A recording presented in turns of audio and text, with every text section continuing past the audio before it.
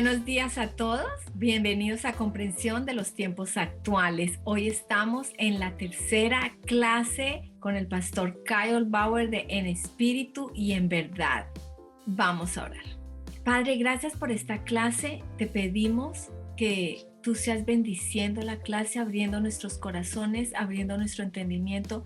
Te pedimos que nos ayudes a cooperar para que entres a lo más profundo de nuestros corazones y nos ayudes a vivir vidas santas, vidas genuinas, vidas completamente llenas en ti. Te lo pedimos y bendice por favor esta clase en el nombre de Jesús. Amén. Pastor Kyle, bienvenido.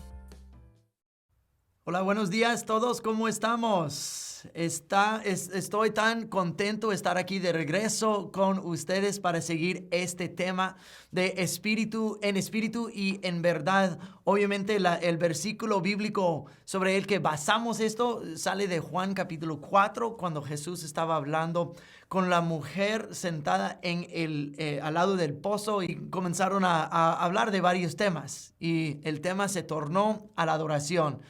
Y ella dijo, no, pues ustedes judíos adoran allá y nosotros samaritanos adoramos acá. ¿Cuál es la verdad? Y Jesús dijo, mira, el tiempo ya es cuando Dios está buscando a aquellos que le buscan, que lo adorarán en espíritu y en verdad, porque Dios es espíritu. En otras palabras, la manera que nos acercamos a Dios, la manera que oramos, adoramos, que nos acercamos, todo lo que hacemos tiene que ser a través del Espíritu y no a través de lo carnal. Tiene que ser a través de sinceridad y no de lo carnal.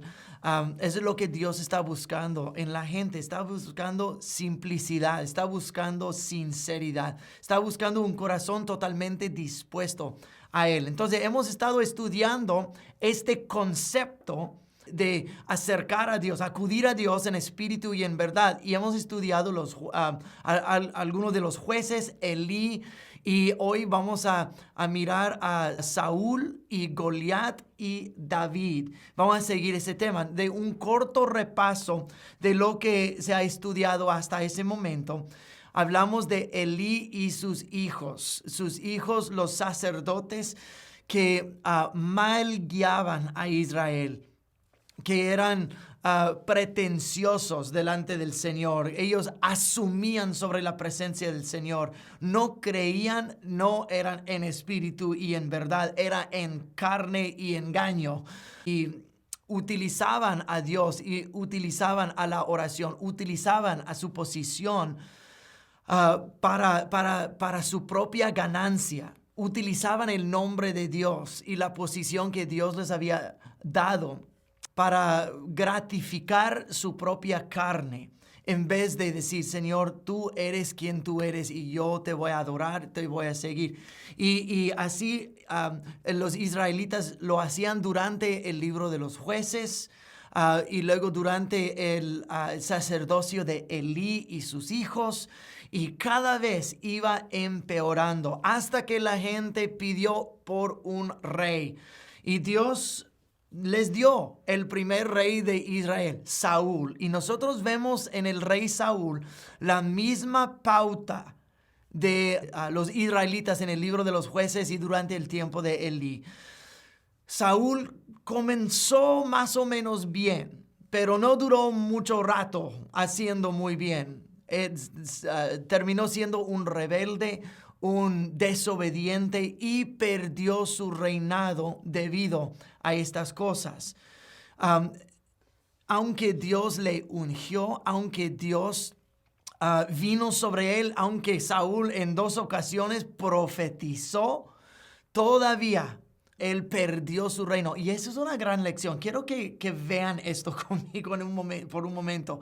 Aunque uno haya sido ungido, aunque uno haya profetizado, aunque uno, digamos, haya hecho cosas espectaculares en el espíritu, pero no se acerca a Dios en espíritu y en verdad, uno todavía lo puede perder. Jesús dijo una de las parábolas más aterradoras de toda la Biblia. Dijo, muchos en aquel día me dirán, Señor, Señor, no hice tantas buenas cosas en tu nombre. No eché fuera demonios, no profeticé, no sané, impuse manos en los enfermos y se sanaron en tu nombre, profetizábamos en tu nombre. Y en aquel día, dijo Jesús, yo los miré y diré, no los conozco, apártense de mí, ustedes que hacen la maldad. ¡Wow! Esas son las cosas que uno pensaría, de que estoy bien con Dios, que puedo hacer todas esas cosas magníficas y que puedo escuchar su espíritu y conozco su palabra y que profetizo y yo he visto milagros. Pues a final de cuentas Dios va a hacer, solo va a hacer estas cosas a través de una persona con quien está agradado. Pero Jesús lo puso en un contexto muy diferente. No es asunto de que puedo hacer muchas cosas. Dijo, pero no te conozco, no sé quién tú eres, no te reconozco a ti y no me reconozco a mí dentro de ti. En otras palabras, uno puede hacer cosas sobrenaturales y experimentar este nivel de unción y Dios lo permite. Pero lo que Dios a final de cuentas está buscando en uno es uno cuyo carácter es igualito al carácter suyo. ¿Para qué tener los dones del Espíritu Santo si no tenemos también el carácter del Espíritu Santo? Amor y gozo y paz y fidelidad y gentileza y bondad y dominio propio. Esas son las cosas que Dios está buscando en la vida de uno. Porque mira, uno puede imponer las manos sobre un enfermo y mirarlo sanarse. Pero con la misma boca puede destruir a otra persona. Uno puede ir a un retiro de oración y todavía ser un mentiroso. Uno puede mirar un milagro suceder y todavía tener suciedad en el corazón. Uno puede orar en lenguas y todavía ser un chismoso. Es la verdad y todos nosotros lo sabemos. Pero cuando el carácter de Dios está formado en nosotros, en espíritu y en verdad, estas otras cosas no pueden existir a la misma vez. Si tienes el amor de Dios en ti, entonces no vas a estar hiriendo a los demás. Si tienes la verdad de Dios en ti, no vas a salir con mentiras. Si tienes la benignidad y bondad de Dios en ti, no vas a chismear acerca de otras personas. Si tienes el dominio propio dentro de ti, no vas a estar entrando en otros pecados. En corto, por eso Jesús dijo, pueden hacer todas esas cosas espectaculares y aún no te conozco. Porque eso no es lo que está buscando en uno. Está buscando la sinceridad del corazón y el carácter presto a Él y el carácter de uno formado para ser como Él es. Porque cuando somos como Él es, entonces no estaremos haciendo las otras cosas. Pero eso es lo que no entendió Saúl. De regreso con Saúl. Saúl el ungido, Saúl profetizaba en 2 ocasiones. Saúl tenía el Espíritu de Dios sobre él y hizo grandes cosas, pero aún así perdió el reino por su desobediencia y su rebeldía. Nosotros estamos hablando de los herreros de oración y comenzamos hace 2 semanas en 1 Samuel 13 y quiero repasar este versículo y hacer algunas observaciones más y luego hacer más observaciones de Saúl y Goliat y David. ¿Listos? Vámonos. 1 Samuel capítulo 13 versículos 17 al 22. Dice, no había herreros en la tierra de Israel en esos días. Los filisteos no los permitían, por miedo a que forjaran espadas y lanzas para los hebreos. Entonces, cada vez que los israelitas necesitaban afilar sus rejas de arado, picos, hachas y hoces, tenían que llevarlos a un herrero filisteo. Lo que cobraran era lo siguiente: 8 gramos de plata por afilar una reja de arado o un pico, y 4 gramos por afilar una hacha o hacer la punta de una aguijada para bueyes. Por eso el día de la batalla nadie del pueblo de Israel tenía espada o lanza, excepto Saúl y Jonatán. Ahora, nosotros hemos hablado la semana pasada de los herreros. Los herreros son los que forjan los metales, que tratan con las impurezas, que forjan algo útil. Y los herreros somos los profetas y los maestros que están afilando la gente, que están tratando con las impurezas en la gente, que estamos forjando, y en nuestra oración estamos forjando armas para pelear en el día de la batalla. Pero quiero que veamos otra cosa también. Dice, aparte del hecho que no tenían armas, cuando necesitaban afilar sus herramientas, las cosas de hierro que ya tenían, las cosas útiles para arar la tierra, para ganarse la vida. Cuando necesitaban afilar esas cosas, también los tenían que llevar a los filisteos. Pero yo creo que eso es un retrato de muchas personas dentro de la iglesia. Gente que no se presta al Señor en oración o en discipulado. Gente que cree, gente que asiste a la iglesia, pero no quieren ir más profundo y no quieren tomar el tiempo necesario para estar con el Señor. Entonces, cuando les toca afilar sus herramientas, ¿dónde van? ¿Corren a la palabra de Dios? ¿Corren a gente de la iglesia que sabe? ¿O se prestan a lo que dice la cultura? Recurren a la política, recurren a las noticias, recurren a sus amigos, sus socios, gente que no conoce de Dios. Y de ahí voy a agarrar mi información. Me voy a afilar. Voy a afilar mis herramientas. Porque bueno, yo ya sé de la palabra de Dios. Yo he ido a la iglesia. Pero y uno asume que, yo conocí a una persona una vez que dijo, ya no necesito leer la Biblia porque ya la leí 3 veces. Ok, qué bueno que la leíste 3 veces, pero yo he estado leyendo la Biblia toda mi vida y todavía saco cosas nuevas de ella porque es una palabra viva y eficaz, una palabra que nos afila, como Proverbios 27:17 dice, como hierro afila a hierro, tal como un amigo afila a su compadre. Esa es la versión de Kyle Bauer. Pero ¿a quién vas para que afiles tu vida? Muchas personas van a la cultura, van a la política, van a las noticias, van a todo lo que la muchedumbre dice. Y eso cuesta, dice 8 gramos y 4 gramos para afilar sus herramientas. Te cuesta. La plata en la Biblia representa la gloria de Dios, la palabra de Dios, la presencia de Dios. Cuando nosotros vamos a otro lugar para que nos afilen, terminamos más desafilados espiritualmente y nos ha costado algo de la presencia de Dios en nuestras vidas.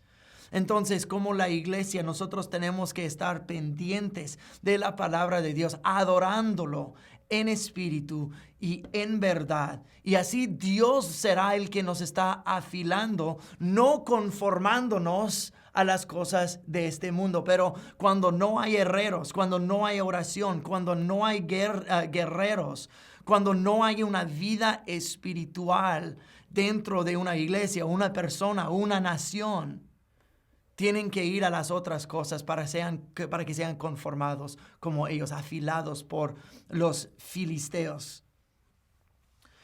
Entonces, cuando los filisteos eran los que estaban oprimiendo a los israelitas. Y en 1 Samuel 17, nosotros ya hemos conocido a David. Lo conocimos por primera vez en el capítulo anterior, cuando Samuel lo ungió. La primera vez que vimos a David. Y en la historia, la narrativa de Goliat, el filisteo y los ejércitos de Saúl, eso es solo la segunda vez que nosotros vemos a David. Nosotros vemos al personaje de Goliat, el personaje de Saúl y el personaje del hermano mayor de David, Eliab. Entonces vamos a hablar de esos 4 personajes sobre los próximos minutos. Entonces, los filisteos oprimían a los israelitas. Y había un gigante de los filisteos. Este gigante era Goliat. Él se mofaba de Dios, se burlaba de Israel. Él desafiaba y retaba a Israel. Era un hombre imponente. Era grandísimo, casi 10 pies de alto, 3 y pico metros de alto. Y habla de su armadura, la armadura grande y pesada. Habla de su lanza y su espada y su escudero. Wow, que era grande, imponente. Había sido un guerrero desde su juventud, además de ser un gigante. Él era la cima, la persona más grande de los filisteos. Goliat es la representación de quiénes son los filisteos. Lo más grande, lo más fuerte y lo más burlador de Dios y de su pueblo. Entonces él retó a Dios, retó a su pueblo, y la única manera de poderlo vencer fue por forjar armas espirituales en oración. Ahora, ¿por qué digo eso?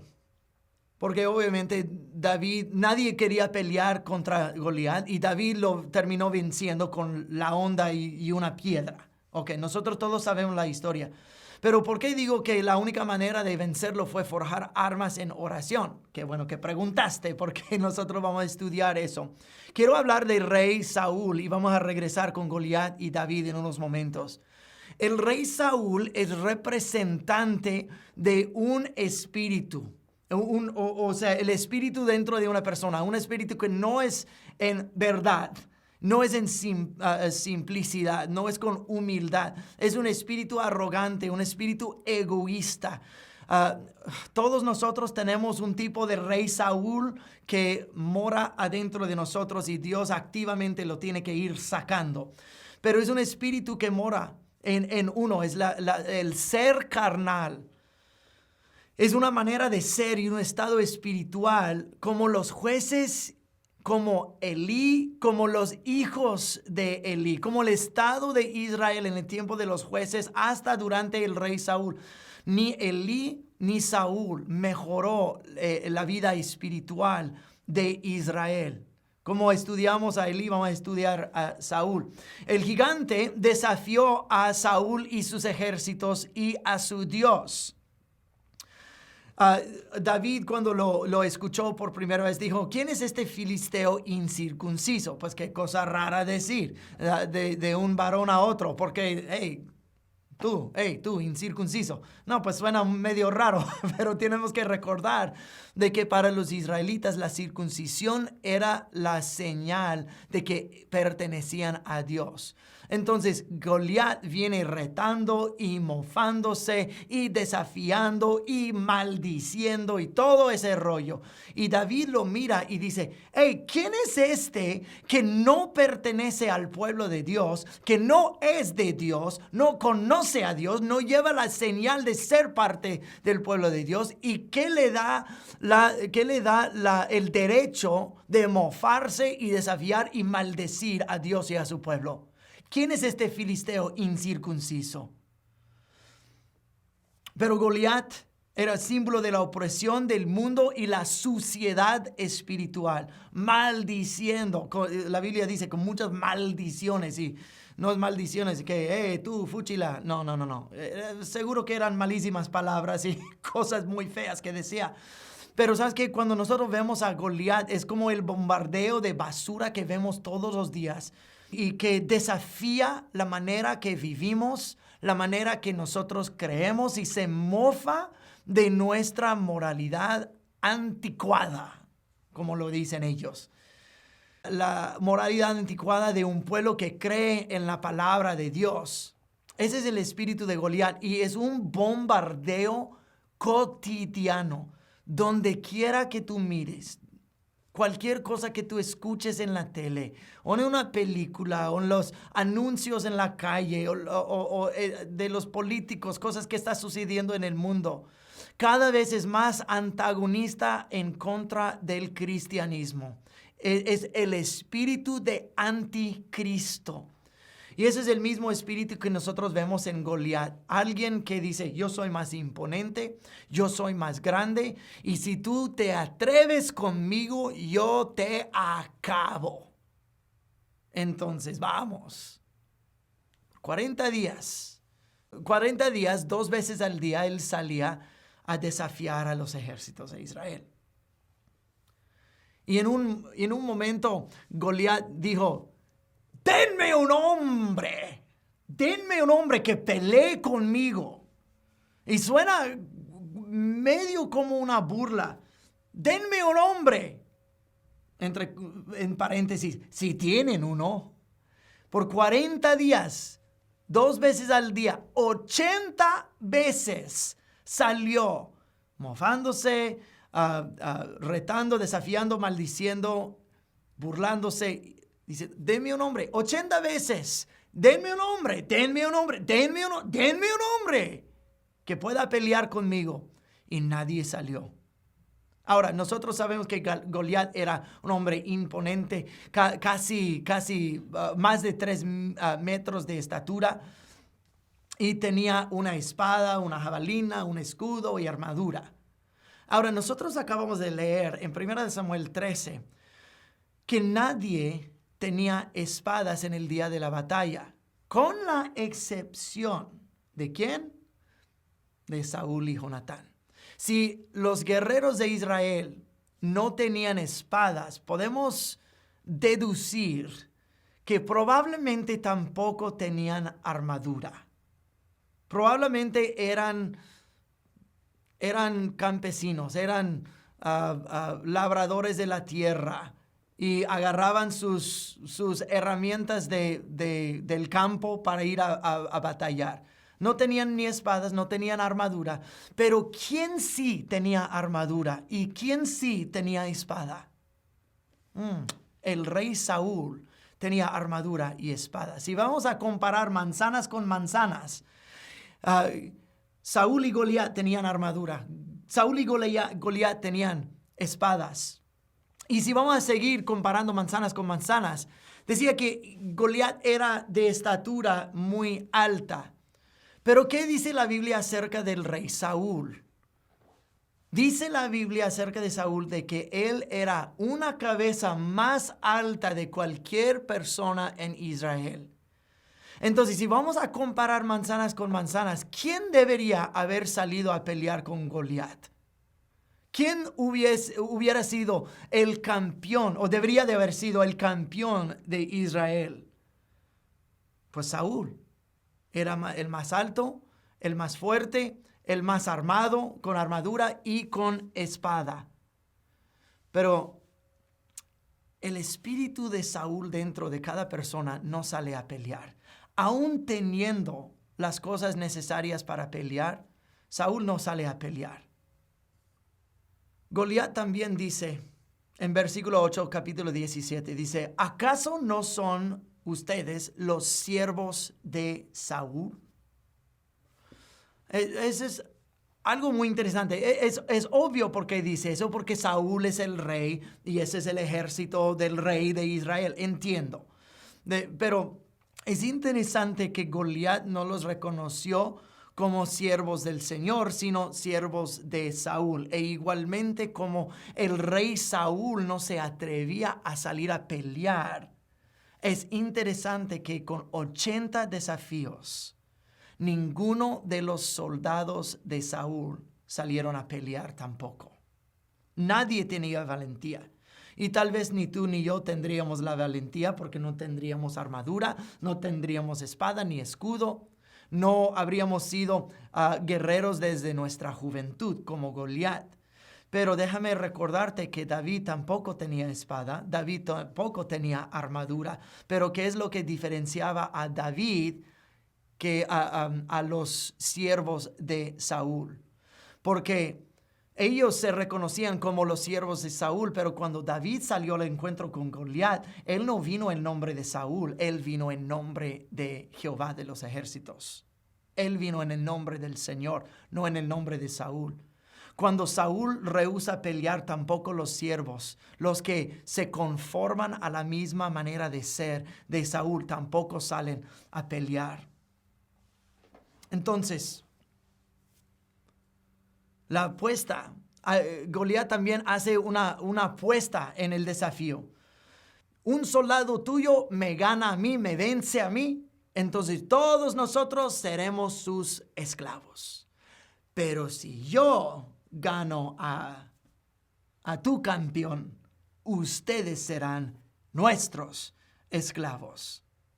Ahora, solo hay una razón lógica para que Goliat pudiera mirar a todo un ejército, desafiarlo, burlarse de ellos, maldecirlos y luego retarlos con una apuesta tan alta.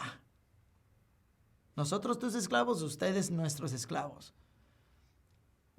La única razón lógica por qué Goliat ofreció tal cosa es que él sabía que iba a ganar. Él sabía. No los hubiera retado si no pensaba que les iba a ganar. Entonces nosotros vemos a Saúl rehusando pelear, su ejército rehusando a pelear. Además no había herreros, además no había armadura ni armas. Y ahora tenemos este espíritu de Goliat retándolos y burlándose y desafiando y maldiciendo. Y nadie sabe qué hacer. Wow, qué lección para nosotros. Cuando nosotros venimos en nombre nuestro, venimos en nombre de nuestro pastor, venimos en nombre de la cultura. No sabremos ni cómo pelear. Hay una sola persona capacitada para tirar a Goliat, y es la persona que viene con un corazón dócil y verdadero para el Señor. Una persona que haya forjado sus armas en oración y en práctica y en la presencia del Señor. Es una persona como David. Nosotros vemos en el ejército de Saúl al hermano mayor de David, Eliab se llama. La primera vez que nosotros vimos a Eliab es cuando Samuel fue a la casa de Isaí, el padre de David. Y cuando Samuel vio a Eliab, dijo, wow, ese hombre tiene el aspecto de un rey, un aspecto magnífico. Tiene la pinta tan linda, parece majestuoso el muchacho. Y Dios dijo, no, yo le he rechazado. Mira, porque ellos decían la misma cosa de Saúl. Saúl era grande, era bello, y nosotros vemos lo mismo en Eliab. Bello, majestuoso, se parece como un rey. Y es como que Dios estaba diciendo, no, ya tratamos esto. Ya hemos conocido a este rey con los ojos de un ser humano. Y ahora yo voy a elegir el próximo rey. Y Eliab no lo es. Tampoco son los otros hermanos de David. Entonces la primera vez que vemos a Eliab es rechazado por Dios porque su corazón está mal. Otra vez la descripción de la Biblia para Saúl es similar. Ahora en 1 Samuel 17 es la segunda vez que nos encontramos con Eliab. Y él y otros dos de sus hermanos eran, y dice en versículo 14, eran seguidores de Saúl. ¡Wow! Eso es el título que la Biblia pone para ellos. Ellos eran seguidores de Saúl. Entonces vamos a dejar a Eliab por un momento, lo vamos a comparar con David. Ahora, en 1 Samuel 17, la segunda vez que nosotros vemos a David. La primera vez fue el mismo tiempo que conocimos a Eliab. La primera vez era el muchacho pastor ungido por Dios para ser el próximo rey de Israel. Era el menos de todos sus hermanos. Él estaba en el campo con las ovejas. Cuando llegó el profeta para ungir el próximo rey, él fue por todos los hijos de Isaí. Y Dios dijo, no, a ninguno de ellos. Dijo, Samuel rascándose la cabeza, pero yo pensé, Señor, que tú me mandaste para esa casa para ungir al próximo rey. Y mira, Isaí dice, no, pues, ¿no tienes otros hijos? Ah, sí, tengo uno más, David, el más pequeño, olvidado ahí en el campo con las ovejas. Entonces lo manda a traer y en cuanto Samuel lo ve, el Señor le dice, este es el que se acerca a mí en espíritu y en verdad. Es este que tiene armas forjadas en el espíritu. Las armas de nuestra milicia no son carnales, sino espirituales y fuertes para derrotar el espíritu de Goliat. Entonces, Samuel unge a David. La primera vez que vemos a David ungido como rey. Ahora en 1 Samuel 17, con su batalla con Goliat, es la segunda vez, solo la segunda vez que nosotros encontramos a David en la Biblia. Es un muchacho pastor que depende de Dios para pelear sus batallas. Y David se enoja con el desafío de Goliat. Y eso es cuando dice, ¿quién es este filisteo incircunciso? Se enoja porque David conoce a su Dios. David tiene un corazón apasionado para el Señor. David no teme al hombre, no teme al enemigo, no teme al gigante, porque él ya sabe quién es su Dios, un punto que vamos a regresar en unos momentos. Entonces David dice, ¿quién es este filisteo incircunciso? ¿Quién le dio el derecho de desafiar a Dios y burlarse de sus ejércitos? ¿Quién es este?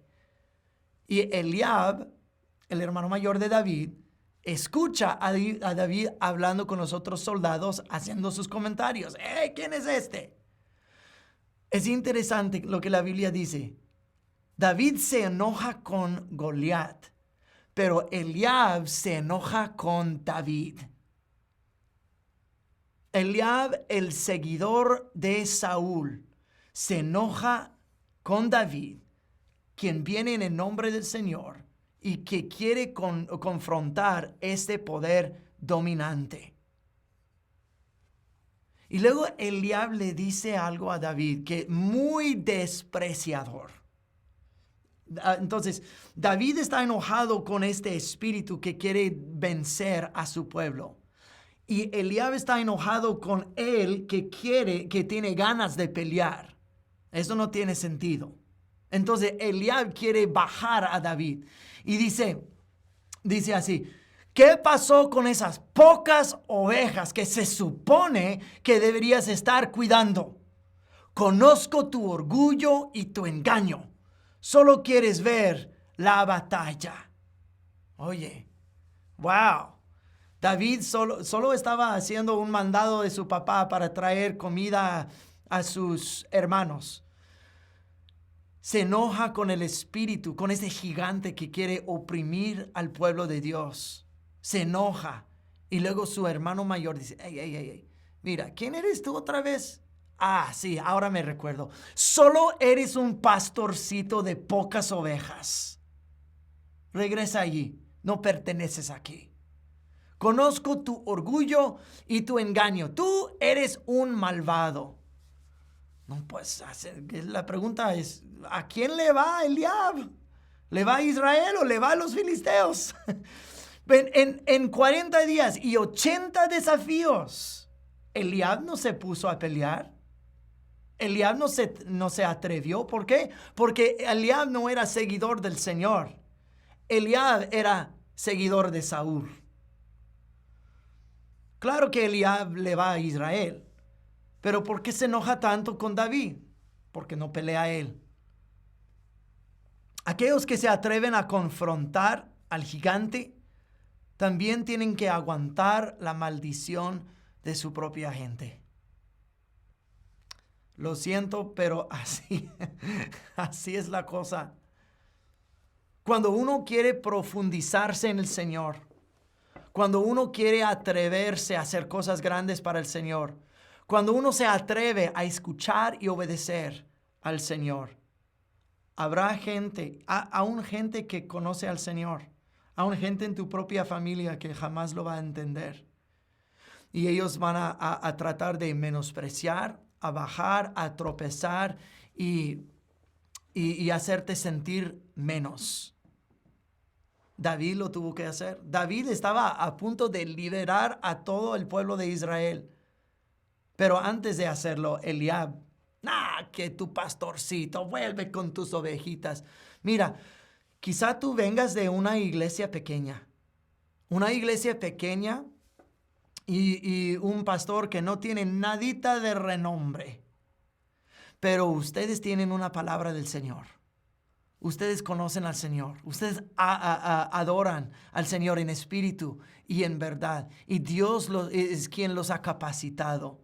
No importa ni la fama, ni el renombre, ni el tamaño de la iglesia. Y van a haber otros que miran, que esta iglesia chiquita, vuelve con tus poquitas ovejas. No, que eso no les detenga. Cuando uno conoce a su Dios y no es un siervo de Saúl, es capaz de hacer las cosas más grandes y más milagrosas, aunque uno sea el menos de los más pequeños. Entonces, aunque no tenga espada, solo tiene una honda y una piedrita, Dios con eso es suficiente para tirar un gigante. Entonces, David va a donde Saúl y Saúl dice, ok, si quieres pelear, ándale. Aquí está mi armadura, aquí está mi espada. Y David dice, no, eso es incómodo, no estoy acostumbrado a esto, no me quedan estas cosas. El espíritu de Saúl no es capaz de ganar una batalla. Entonces las armas del espíritu de Saúl no son capaces tampoco. El nombre de Saúl no es suficiente para ganar la batalla con Goliat. Entonces David salió al encuentro con Goliat con solo 5 piedras y una honda y una varita. No más. Y si tú estás en los zapatos de Goliat, pues, ¿cómo lo mirarías? Y pues nosotros haríamos lo mismo. Ja, ja, ja, ja, ja, ja, ja, ja, ja.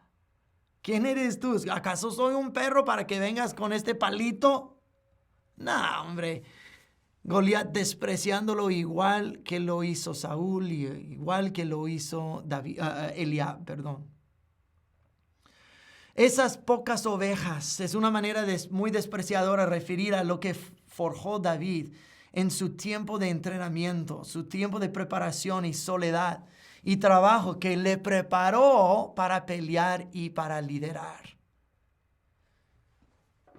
David forjó las herramientas para las armas de oración. Él era un herrero de oración.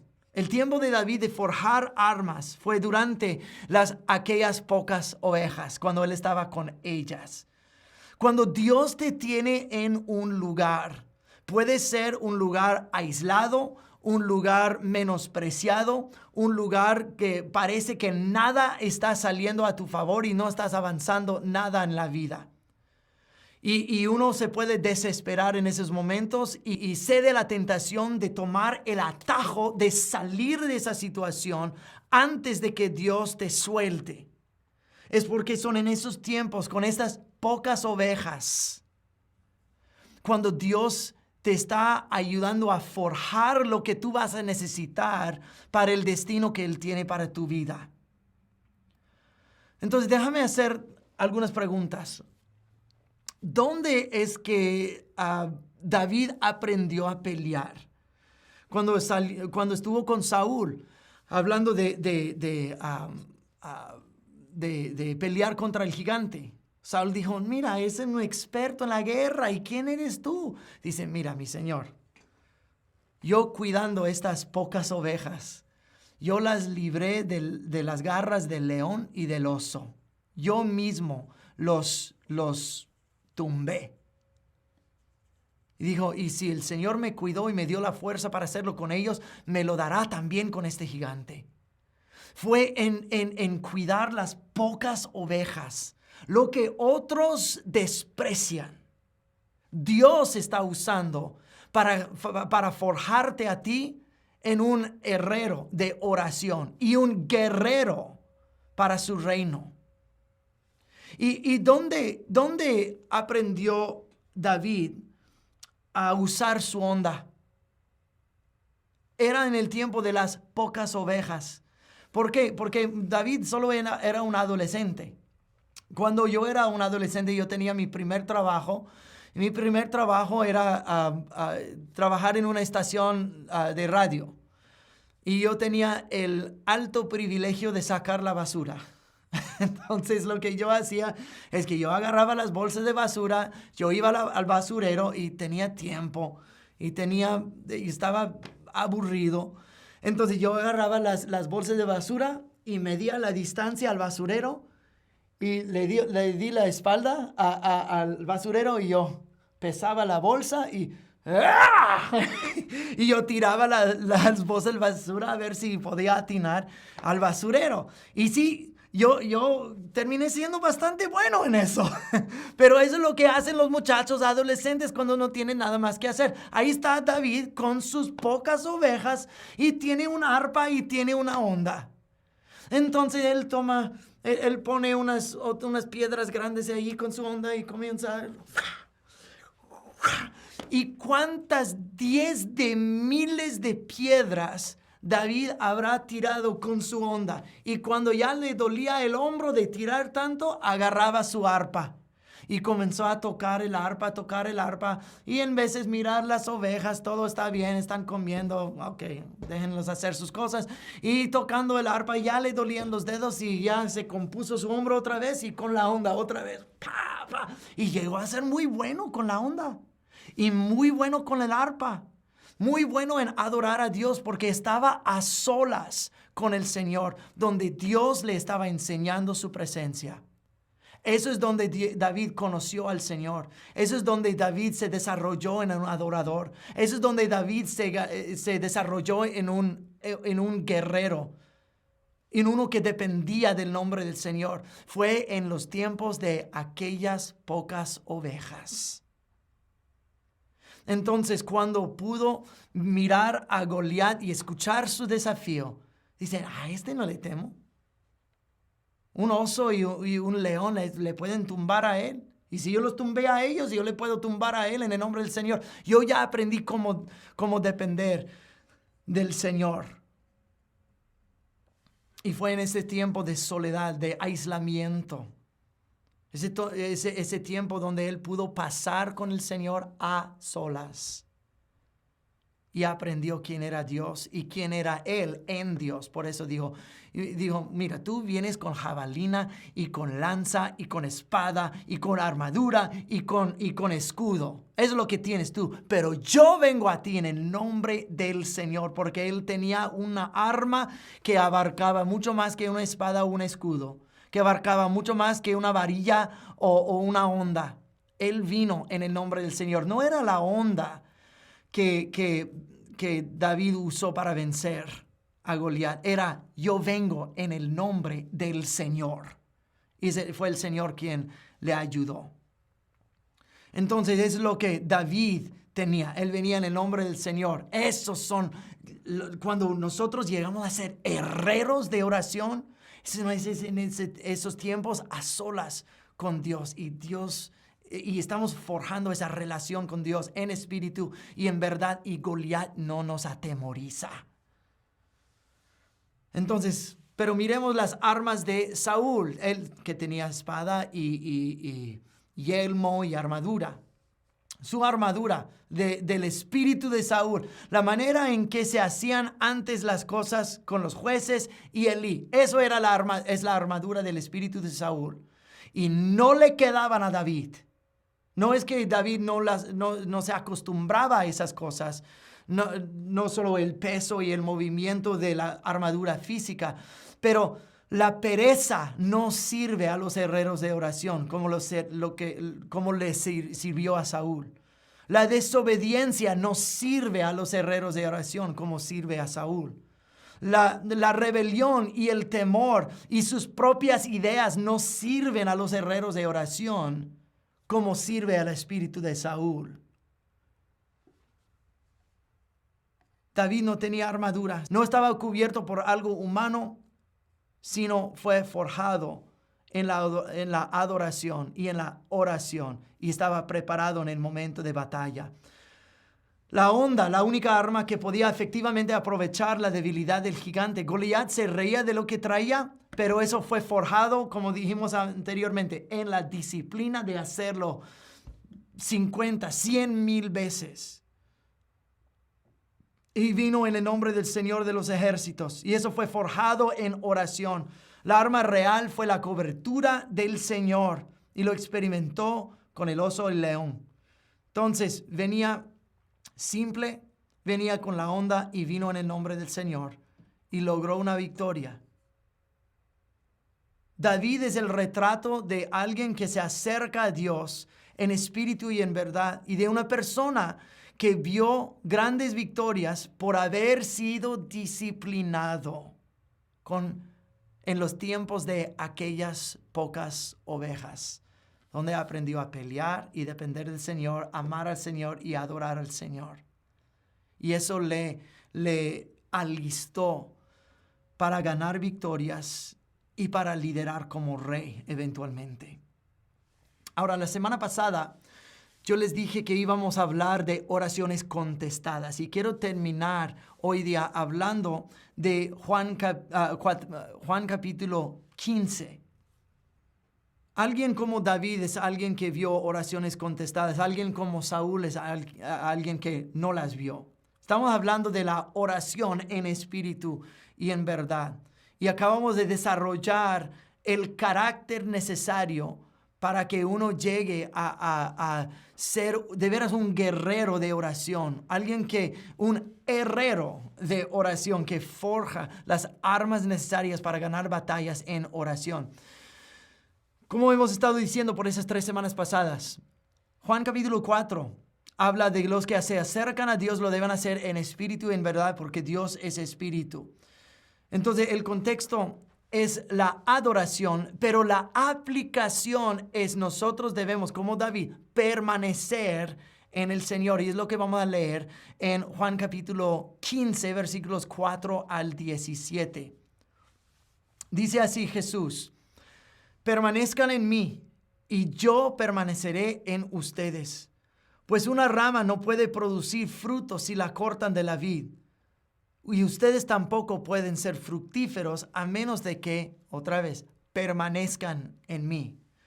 Ciertamente yo soy la vid, ustedes son las ramas. Los que permanecen en mí y yo en ellos producirán mucho fruto, porque separados de mí no pueden hacer nada.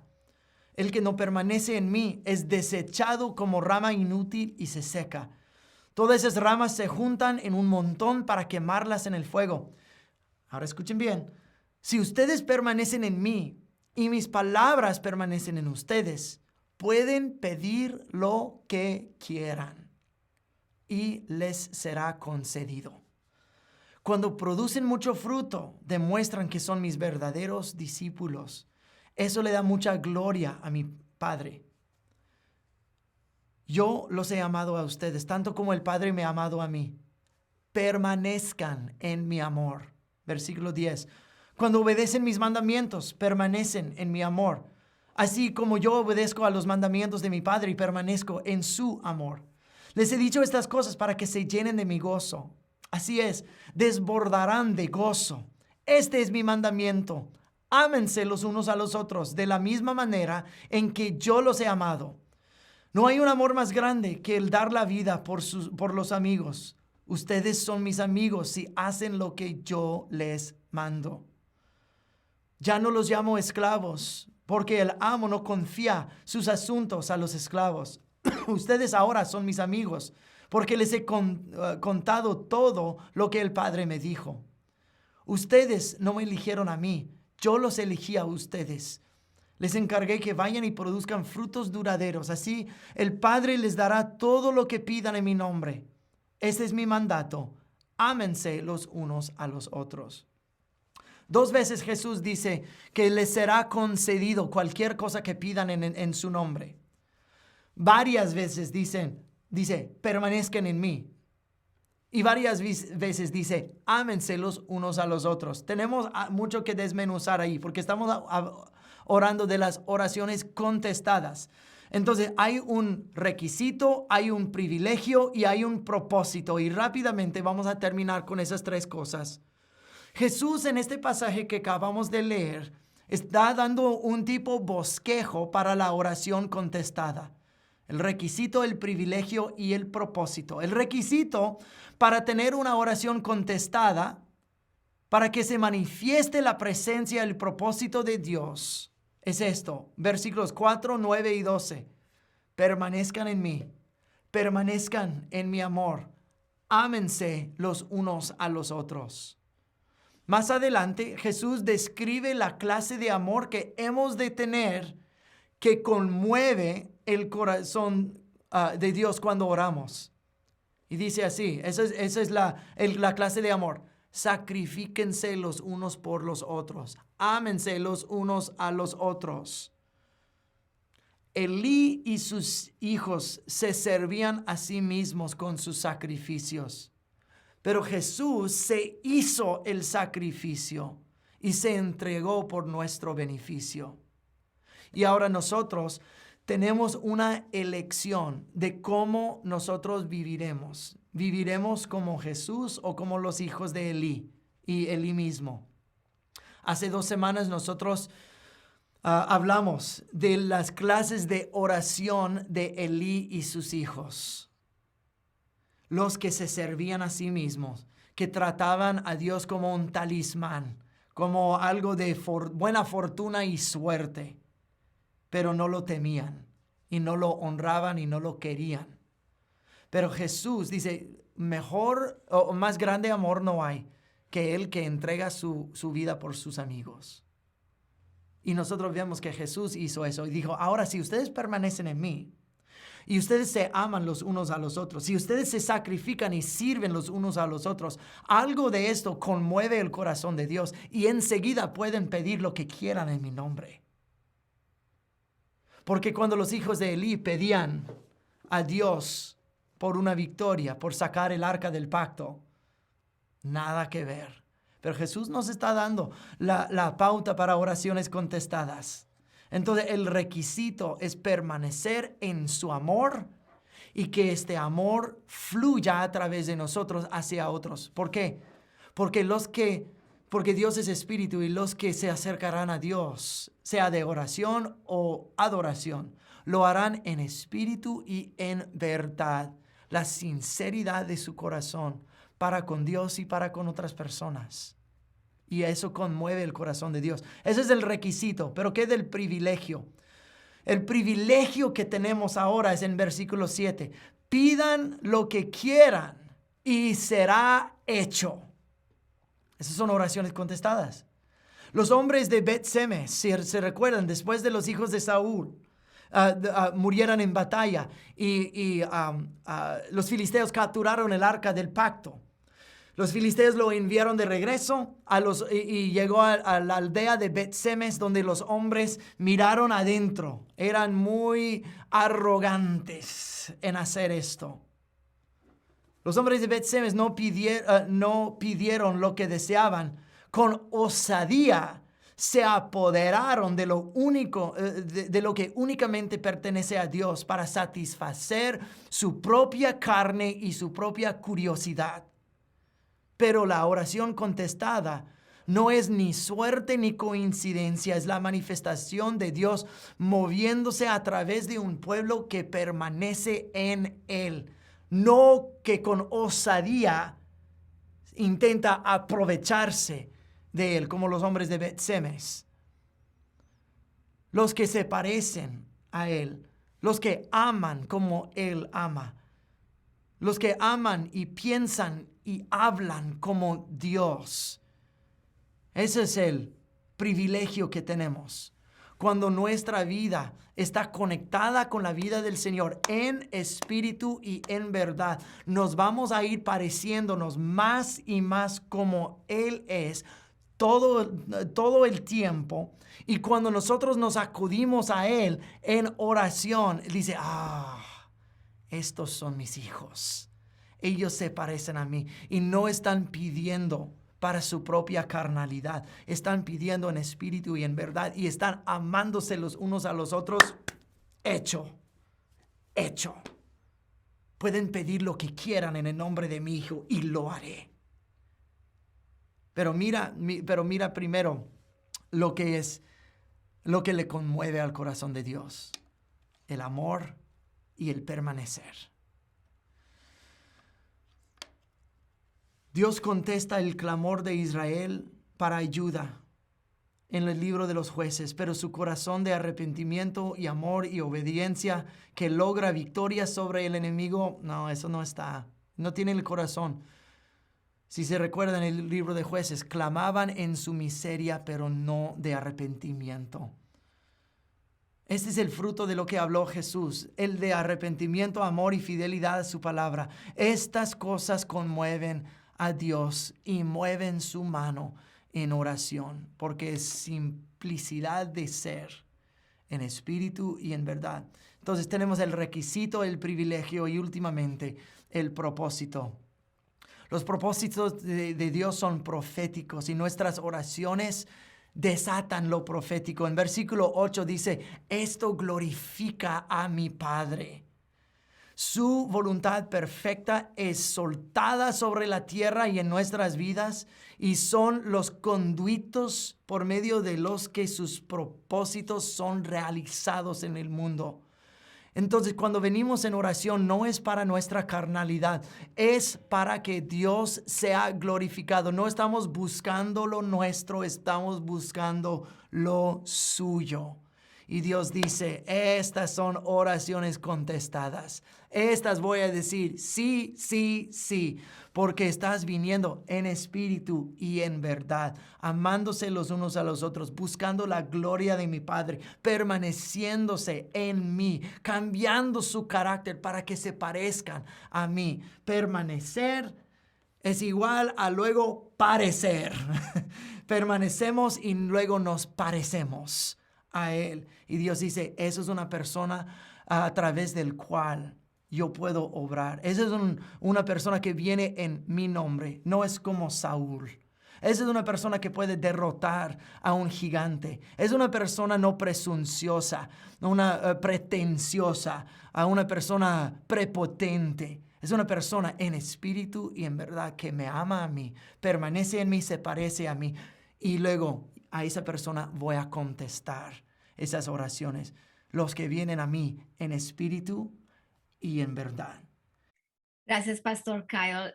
Quiero que tomemos unos minuticos pequeños antes de terminar. Me encantaría dos cosas. Primero, tú hablaste cuando tú eras adolescente y tratando de atinar y todo. Me pareció muy buena ese ejemplo. Y aplicándolo, pues aquí hay líderes, pastores y también acabamos de terminar el módulo de familia con educación de hijos. Lo aplicamos para nosotros, pero también nosotros no solo pensamos en nosotros, sino en la siguiente generación. Tú como padre y líder y cabeza de familia, ¿cómo has pensado y cómo ha sido tu visión para dirigir a tus hijos para que puedan conocer al Señor y atinen y crezcan en esas armas espirituales? A ver si nos comentas un poquito, por favor. Bueno, eso requiere más que nada algo que mi esposa y yo hemos aprendido. Eso requiere diligencia total, diligencia y prioridades. De que nosotros no faltamos la iglesia de vez en cuando salimos a vacacionar o algo así, pero casi nunca fallamos a la iglesia. En los Estados Unidos, yo sé que hay gente que está mirando de otros países de Latinoamérica, pero aquí en los Estados Unidos se utiliza más la justificación de que estoy muy ocupado y los niños tienen mucha tarea. Y así faltan a la iglesia todo el tiempo, especialmente entre semana. Oh, es la gran. Oh, los niños tienen escuela mañana. Yo crecí que cada miércoles yo no fallaba y no me faltaba ni miércoles ni domingo. Y sí, yo tenía escuela los jueves también. Pero para nuestra familia, decimos, eso es lo que es más importante, estar con el Señor. Am, Tu vida espiritual es más importante. Y sabes que yo siempre logré terminar mi tarea. Y mis hijos hacen lo mismo, no faltan, ni los miércoles ni los domingos. Entonces es asunto de prioridad y diligencia. Y yo tengo un hermano mayor y una hermana menor. Y poco antes de casarme, yo solo tenía 21 años cuando me casé con mi esposa, pero poco antes de casarme, yo estaba pensando en, híjole, voy a comenzar una nueva vida, me voy a casar, vamos a tener hijos y todo el rollo. Y un día le pregunté a mi papá, dije, ¿cómo lo hicieron usted y mi mamá para tener 3 hijos que nunca abandonaron al Señor y todos sirven al Señor? Y mi papá me respondió así, dijo, nosotros orábamos y orábamos y orábamos y orábamos y orábamos y orábamos por ustedes. Pero también es la diligencia de enseñar lo que uno cree y no decir, no, pues el niño es medio rebelde, pero se le va a quitar al rato. Oh, no, esas cosas no se quitan. Esas cosas no se quitan solitas. Híjole, María Inés, ya voy a predicar acerca de la crianza de los niños y que yo tengo mucho que decir sobre esto, pero es discipular a tus hijos, no dejar cosas pasar, ser diligentes en las prioridades y lo que es más importante en la vida, que es el Señor, es orar por ellos, es enseñarles a orar, es exigir que lean sus Biblias y que oren juntos como familia, que pasen tiempos de adoración, lo que hemos hecho desde que nuestros niños son chiquititos. Y nosotros somos los encargados en difundir, inculcar en ellos la importancia. Nosotros somos sus maestros. La escuela dominical en la iglesia no es un maestro. Tu esposa o tu esposo son sus maestros. Y ellos van a mirar la importancia que tú le pones. Y la otra cosa más importante es vivir en la casa lo que confiesas con la boca en frente de otras personas. Muchas personas desechan de su fe porque mamá y papá son muy cristianitos en la iglesia, pero son otra cosa en la casa. Y los niños no son tontos, ellos lo ven, dicen, si así son los cristianos, no quiero nada que ver. Entonces, para contestar la pregunta, María Inés, en espíritu y en verdad, estoy viviéndolo aquí y aquí y aquí y aquí. Y los niños lo ven. Yo tengo 4 niños y los 4 son buenísimos. El menor tiene 11 años y el mayor acaba de cumplir 17. María Inés, si tú puedes creer que ya cumplió 17 años Joshua, que María Inés los conoce desde que nacieron. Y los 4 aman al Señor, los 4 sirven al Señor, los 4 son bien humildes y simples, pero aman al Señor y se atreven para el Señor.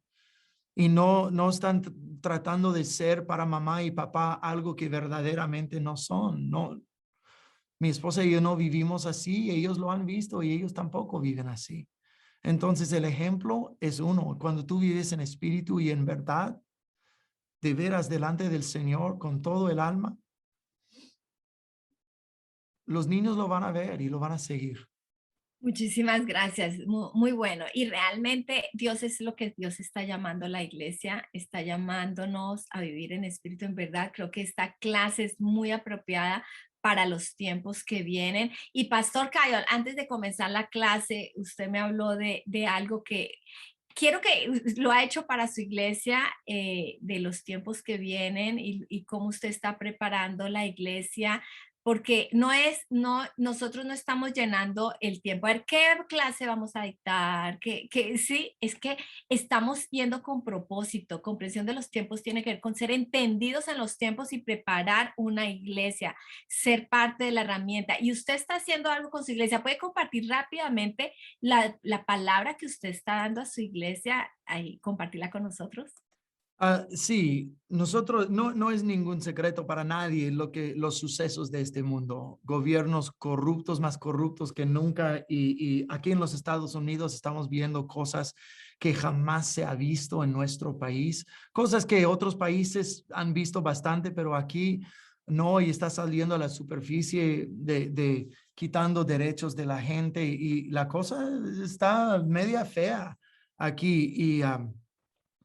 Y yo percibo que todo el mundo va a caer sobre tiempos muy duros, porque honestamente con todo el tema de COVID, la pandemia y las vacunas obligatorias y yo no quiero entrar muy profundo en ese momento porque sería un tema muy largo, pero honestamente lo que yo creo que están tratando de lograr es un tipo comunismo global.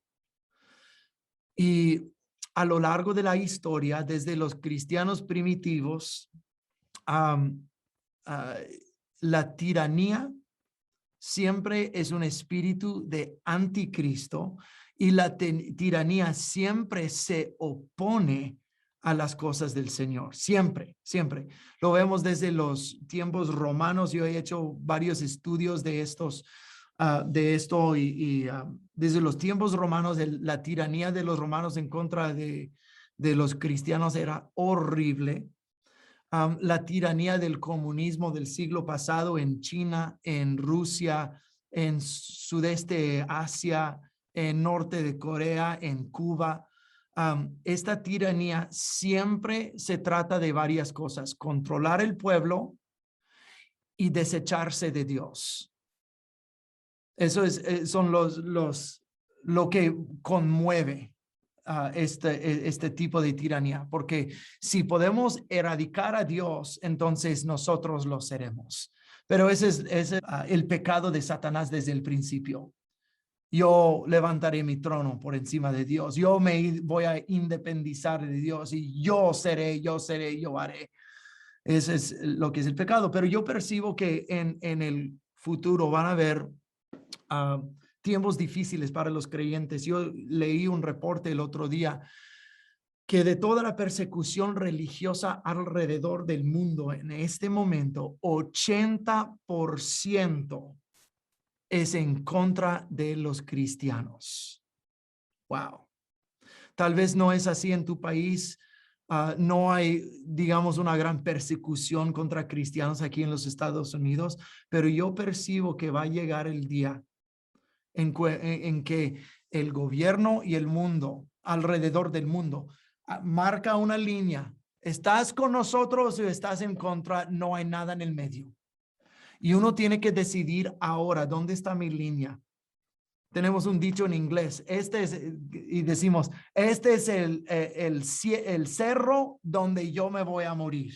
O sea, esa es la batalla que yo voy a pelear y no me voy a rendir. Entonces, ¿dónde está el cerro donde tú vas a morir? Y eso es lo que estoy diciendo a mi iglesia. Digamos que en 2, 3, 4, 5 años el gobierno dice, no, que la iglesia ya no puede reunirse. ¿Qué vamos a hacer?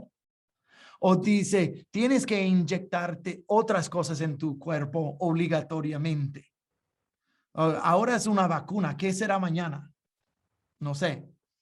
No sé, pero ¿qué tal si es algo más malévolo? Algo más controlador, algo que no sé, no sé qué clases de cosas serán.